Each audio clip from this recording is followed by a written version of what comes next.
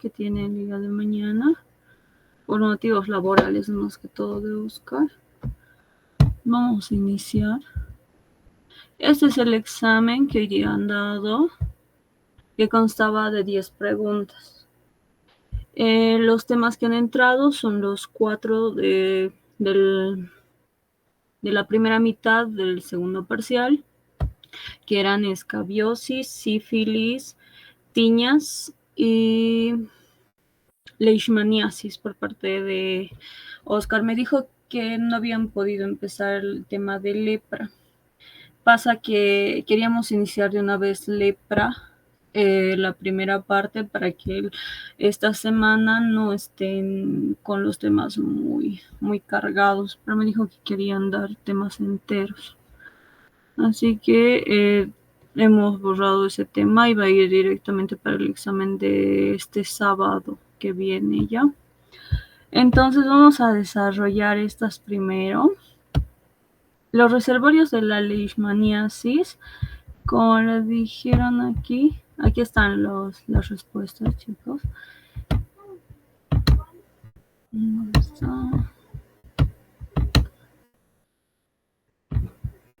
En este caso era perros y roedores, si no me equivoco. En el primero era perros y roedores. Y luego, siendo que estos son más en nuestro medio, van a ser los mayores reservorios de la leishmaniasis para su propagación. Ahora, en la segunda pregunta, que eran las características que encontramos en la tiña fábica, como hemos visto en nuestras diapositivas, nuestra tiña fábica es un tipo de tiña profunda, es el FABUS. Entonces, las lesiones que vamos a encontrar en la tiña fábica no van a ser como máculas o pápulas, sino en este caso van a ser las cútulas o las cazoletas fábicas, y estas van a ser costras y masas que tienen estos filamentos que van a tener ese olor característico a rata mojada y van a provocar lo que es una alopecia cicatricial, y va a estar causada por el Trichopitum schwenleini y el Microsporum gibsoni. Había una de las preguntas que les pregunté, los agentes causales, creo que ninguno respondió, pero es importante que lo digan porque no es lo mismo que una tiña fábica que se dé con el Trichopitum de Microsporum que en el caso del Querium descelso, porque en el Querium descelso también está por Microsporum, pero en este caso ya va a ser por el de tipo Canis. Por eso son distintas las patologías. Esas son sus características. Y aquí estamos viendo el caso clínico. En este caso es una madre que llega a consulta con un niño de 1 año y 6 meses, que ha empezado a tener sus lesiones papulares eritematosas a nivel de tórax anterior y posterior, además que comenta que hace más o menos 2 semanas la misma madre había empezado a presentar las mismas lesiones en ambas manos, pero más prominente a nivel de los espacios interdigitales, y refería que tenía prurito en la zona lesionada que se exacerbaba durante la noche. Ahora, con estas características que nosotros encontramos, estamos hablando de una patología que solo tiene prurito en la noche. O sea, este prurito es más intenso en la noche, y hemos visto en estos temas que el que tiene prurito más en la noche es la escabiosis.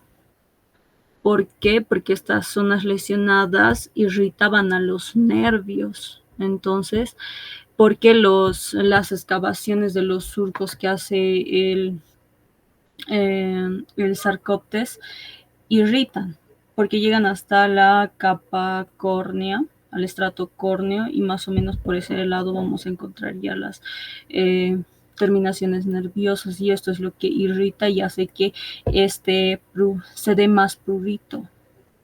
Y también tenemos que ver qué tipo de escabiosis es.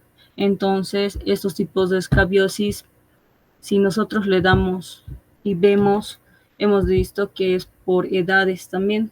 Entonces, si estamos viendo en un niño de 1 año y 6 meses, vamos a decir que es del lactante, simplemente el lactante mayor. Y de la mamá, porque eso ya es un contagio.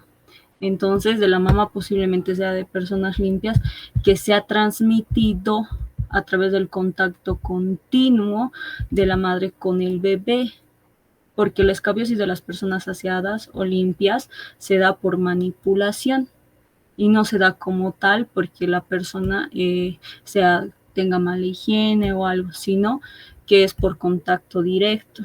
Entonces es autolimitada y usualmente el tratamiento en estos casos de los dos tendría que ser con esta pomadita que habíamos dicho en el benzoato de bencilo. Ahora, en la misma pregunta habíamos dicho, nos desarrollamos acá, habíamos preguntado con respecto a este caso clínico que tiene las imágenes, ¿cuál es el diagnóstico? Entonces decimos, en el niño, escabiosis del lactante. En la madre, probablemente escabiosis de persona limpia. ¿Y cuáles serían los posibles diagnósticos diferenciales? Ahora, como estamos viendo aquí y hemos desarrollado en el tema, en este caso había 2 tipos de diagnósticos diferenciales y dependía de qué tipo de sarna era. La sarna normal, que se va a dar en los lactantes, en las personas limpias, se hace pues, el diagnóstico diferencial con la urticaria papular, que se ha visto ya el tema de urticaria en la primera semana, la simiciasis y la dermatosis herpetiforme, porque tiene estas lesiones elementales que son pápulas eritematosas. Entonces, la característica de la sarna como tal es eso que estamos viendo en la lesión pápulas eritematosas. Esa es su lesión elemental que vamos a ver en este caso, que estas pápulas tienen surcos y van a ser los surcos acarinos que tienen un síntoma cardinal, que es el prurito que va a empeorar o se va a exacerbar durante la noche. Eso es lo característico. Ahora, en la sarna castrosa ya es otro tipo, que es la noruega, que es más inflamatoria. Entonces, en este caso, los diagnósticos diferenciales serían la psoriasis, la pitiriasis rubra, porque es eritematosa inflamatoria, y el líquen simple, por el hecho que ya se están formando lesiones liqueniformes. Por eso es que se parece más a la castrosa. ¿Ya? Eso sería con relación a la pregunta del caso clínico, por eso valía 15 puntos aquí. Y yo he revisado de cada uno y sí he visto si tenían el diagnóstico, aunque no haya sido lactante o de personas limpias, les he puesto bien, pues si no tenían ningún diagnóstico diferencial, les he bajado 5 puntos. Pero en caso de que sea en los exámenes normales de la universidad, esto les pueden hacer valer, o sea, no les van a hacer valer nada. Pues tienen que leerlo todo, chicos. Ya. ¿En qué estadio se encuentra el protozoario en el vector de la leishmaniasis? Era en promastigote, si no me equivoco, mérito. Oscar, aquí está. Promastigote. Eso sí lo dijeron bien todos. Eso sí lo entendieron. Sobre el mismo tema, pero en este caso estábamos pidiendo que señalen lo incorrecto, lo que no es. En este caso, ¿el surco es el signo clínico característico? Sí, el surco sí presenta. ¿En los niños afecta palmas y plantas? Sí, sí afecta palmas y plantas, más que todo en los niños por el hecho de que van en contacto más que todo con esas partes. ¿El prurito se intensifica durante el día? No, entonces sería esta. ¿Y afecta la capa basal de la epidermis? No, porque el sarcóptero solo ingresa hacia la capa córnea. Entonces, esas dos serían las que estuviesen incorrectas. Ahora, si han puesto uno sí y uno no, igualmente la pregunta está mal, la respuesta. Porque sí o sí tienen que ser las dos, no solamente una. Por eso son opciones múltiples. A veces solo puede estar uno y tú puedes creer que son 3. Y a veces puedes creer que es solamente uno, pero son 3 los buenos. Entonces, ese es el nivel de dificultad que tienen los exámenes en este caso. Ahora, con respecto a la clasificación de las tiñas, creo que alguien ha leído mal, pero era el excepto. Las siguientes pertenecen a las superficiales, excepto. Lo que estamos buscando aquí es el excepto. Entonces, la tiña inguinal es una de tipo superficial, ¿sí? La tiña de la barba es una de tipo profunda. El querión de Celso también es de tipo profundo. Y la tiña fábica también. La tiña capitis no es. Y la tiña imbricada tampoco es una de tipo profunda, sino es una de tipo superficial. Aquí está. La capitis, la corpórea, la inguinal, la de manos, pies, uñas y la imbricada. Entonces, en este caso, hemos puesto los 3 de acá, que es la tiña de la barba, de Celso y la fábica. Entonces, estas 3 son profundas debido a que pueden primero presentarse como una tiña de cabeza y complicarse posteriormente como una tiña, como en la tiña de Celso, porque ya es más inflamatoria y vemos otro tipo de lesiones.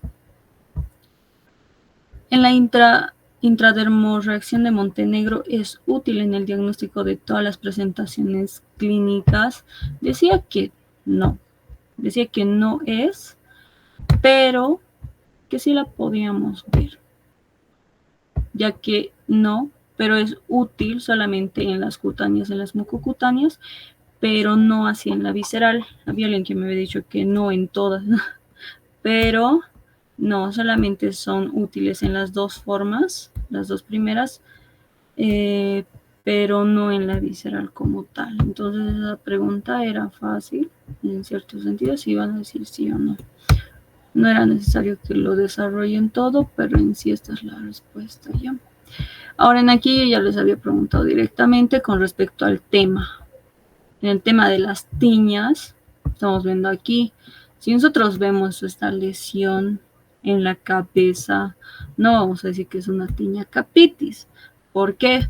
Porque no solamente estamos viendo al hongo ahí, estamos viendo que ya hay presencia de pus, hay pápulas, ya ver estas costras melicéricas, ya estamos viendo en los costados, estamos viendo totalmente inflamado. No vamos a decir que es una tiña de capitis. Esa es una tiña de tipo, está en la diapositiva, que es el querión de Celso. Entonces, lo que nosotros encontramos en el querión de Celso, aquí en esta imagen, es ese plastrón inflamatorio con pústulas, hay abscesos. A veces encontramos las úlceras, ya se está abriendo, y también tenemos las costras melicéricas porque la pus de las pústulas está saliendo y se están formando las costras. Entonces, su agente causal, que en el mismo dice acá, dice qué lesiones elementales vamos a evidenciar y cuáles son los agentes causales. Es el Microsporum canis, mayoría, y el Trichopitum mentagrofitas. El canis es el que mayor se da, entonces estos se tienen que aprender, chicos, ya sea por Trichopitum, por el otro y el Epidermophytum. Tienen que aprenderse ese tipo porque son muy importantes de qué tipo está viniendo estos. Ahora, ¿qué lesión elemental vamos a encontrar en la sífilis primaria? Sabemos que es el chancro, pero ¿cuál de los dos chancros? ¿Chancro blando o el chancro duro? Esto ya varias veces se avanza en la gestión, pero es el chancro duro, porque el chancro blando viene del chancroide. Entonces, esa es su lesión elemental como tal. Y el último, que era sobre la sífilis, hemos visto este cuadro que vamos a ver acá. La clasificación tanto sintomática temprana, tardía o latente temprana y tardía. Nosotros hemos preguntado aquí con respecto a cuáles son las características de la sífilis temprana sintomática. Si decimos temprana y sintomática significa que ya ha empezado a ver las lesiones de chancro y también del secundarismo sifílico. Entonces vemos que es curable sin secuelas, porque en la tardía es con secuelas. Entonces, la primera no es. ¿Qué pasa? Que en la primera la carga del treponema pallidum es alta, es muy alta. Entonces, vamos a decir que el treponema 3 cruces sí es en la primera. No es transmisible. ¿Por qué no será transmisible? Es transmisible. Entonces sí, vamos a ver. ¿Son lesiones resolutivas? Sí. Hay anticuerpos 3 cruces. ¿Por qué? Porque el treponema pallidum está alto. Entonces por eso tenemos que ver qué son. Hay lesiones, pero estas lesiones son resolutivas. Los treponemas están altos. ¿Por qué? Porque ya está viendo los síntomas. Tú estás viendo las lesiones a nivel de la piel, entonces estás viendo que la carga del parásito está elevada. Por eso los anticuerpos también se elevan y el treponema está alto. Es transmisible, sí es. Simplemente en este caso, cuando ya tiene contacto sexual y todo eso, se transmite rápidamente. ¿Es curable al 100%? Sí es curable al 100%. La penicilina actúa bien aquí, más que todo en las 3 dosis que usualmente se dan o en la dosis única de 2.4 millones de unidades internacionales. Entonces, sí es.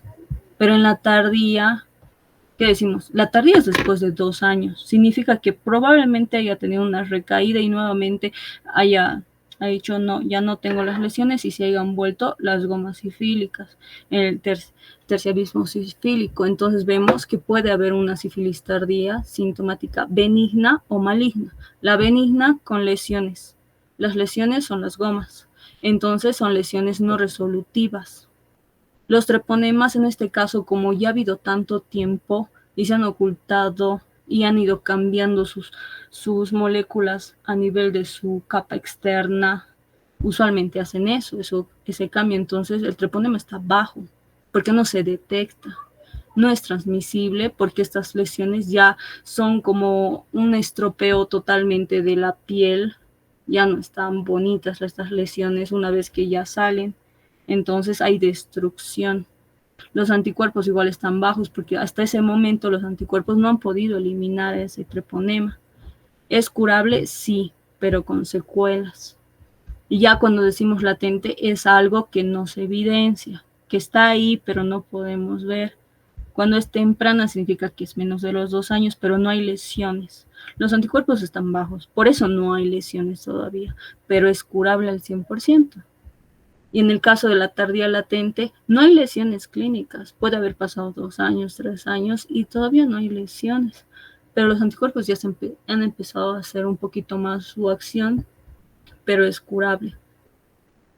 Y en este caso nunca hay que dejar que esto se vaya a la sífilis tardía maligna, porque ya vemos que va a ir atacando ciertos órganos. Sistema cardiovascular por su capacidad de invadir el endotelio. Y también la neurosífilis, que es una de las causas, ¿no? Y eso era todo el examen, chicos. Eso era todo el examen. Este era solo de 10 preguntas. Y el de ayer, el que teníamos preparado, era de 15 preguntas. Así que directamente el día sábado van a dar 2 exámenes del primer parcial y de la mitad del segundo parcial que nos falta, que vamos a terminar el temario como tal el día martes. Y comenzamos ya el día martes, miércoles hasta el viernes. Vamos a iniciar y terminar hasta el viernes con el temario tercer parcial y el último parcial que van a dar el día domingo. ¿Ya?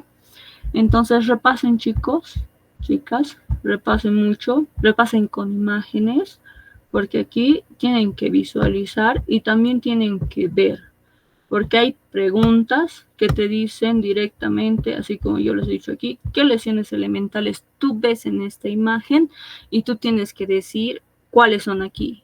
Y si tú ves pus, dices pústula. Y si tú ves todo rojo, dices eritema.